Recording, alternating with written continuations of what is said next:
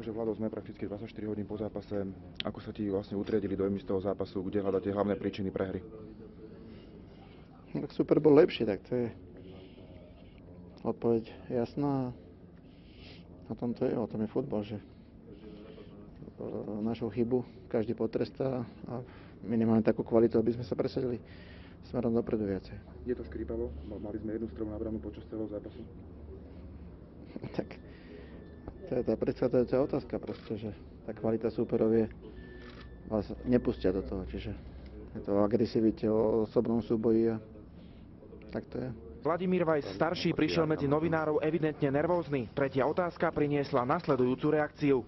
Si vedomý nejakej chyby, ktorú si urobil? Ďakujem. Neskorší hrubý slovník na našu adresu už mikrofón nezachytil.